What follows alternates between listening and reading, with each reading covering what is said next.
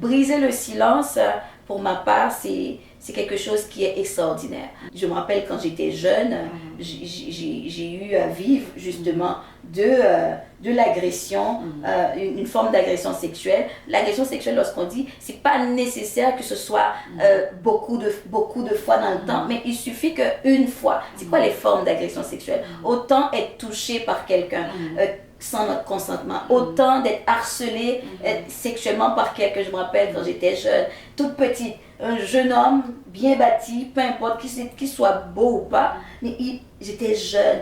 Il me harcelait, c'était quelqu'un de connu dans la famille. Et je pense que c'est des formes de harcèlement sexuel que dans notre communauté peut-être, ou même en général, on banalise. On banalise, on ne peut pas en parler. On n'en parle pas. C'est des sujets de honte, c'est des sujets de tabou en fait. Et même quand ce n'est pas un sujet de honte, mais on n'a pas les mots pour en parler. Dans notre culture afro-africaine, peu importe, on n'en parle pas. Le jeune homme connu dans la famille, justement, on sait on veut cacher aussi parce que c'est une honte aussi. C'est comme une honte, on se sent mal, ou tout simplement on n'a pas les mots pour le dire. Ou tout simplement peut-être que dans la famille, on peut le banaliser. Mais là, monsieur un tel, on le connaît, ben, jamais il ferait ça. Mais c'est toi peut-être qui fait... Non, la première chose, c'est de croire aussi, quand la personne dit qu'elle l'a vécu. Exactement. Oui. Quand quelqu'un nous rapporte justement qu'elle a été abusée par quelqu'un dans l'entourage, dans la famille, même peu importe le diplôme de la personne, donner le bénéfice du doute à cette personne. Et ça fait partie de l'aide à la personne qui a perdu sa dignité. Ça fait partie de l'aide à la femme qui a perdu sa dignité. Et peu importe les années passées, parce que des fois on va dire, oh mais ça fait longtemps. Ce qui est passé. On va même amener des versets bibliques pour dire, la Bible dit que ce qui est passé.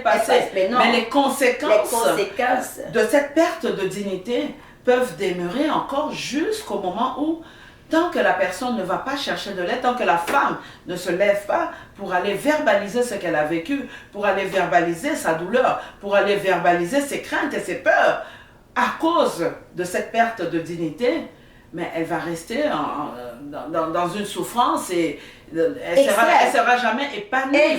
Justement, tu viens de le dire, trouver quelqu'un qui valide. Des fois, la personne a vécu cette agression, elle sait qu'elle est abusée, mais même, c'est comme si dans la tête, le fait de cette confiance qu'il y a eu, autant si c'était un enfant ou une adolescente ou une adulte, il y a un élément de confiance qui rend ambivalente la personne. Je comprends pas, j'ai été abusée, il y a cette ambiguïté dans la tête. Donc, le fait de valider pour légitimer les émotions de la personne, ça, c'est libérateur. Briser le silence, je pense que c'est déjà, si ce n'est qu'à... Peu importe les années, je pense qu'il y a 90% du travail qui vient d'être fait. Légitimer la personne. Le but, c'est pas de rentrer avec l'autre, de condamner une personne. Non, le but, c'est pas... Non, le but, c'est de légitimer les faits. De légitimer les émotions de la personne. Ce que tu as vécu, je comprends, c'est bel et bien l'agression sexuelle. C'est bel et bien, tu as été violenté sexuellement. Et ça, c'est vraiment... Je te crois. Ou physiquement, ou il y a plusieurs types de violence. Il y a la violence physique, il y a la violence verbale, il y a la violence psychologique. Exactement. Il y a même la violence sociale maintenant. Exactement. Il y a la violence financière. Justement. Il y a beaucoup de types de violence. La violence spirituelle. Exactement. Aussi. Surtout lorsqu'on parle d'agression sexuelle. La violence sexuelle, elle est là. L'agresseur, il ne vient pas toujours comme avec le méchant, avec une arme, avec un couteau. C'est de la manipulation affective, c'est tout dodo. Si tu me fais ça, mais je vais te donner des cadeaux.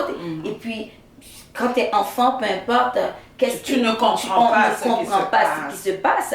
Donc c'est vraiment important en tant que personne, lorsqu'on veut aider quelqu'un, le but c'est pas de porter un jugement, le but c'est même pas de commencer à donner des versets, c'est pas le but ça.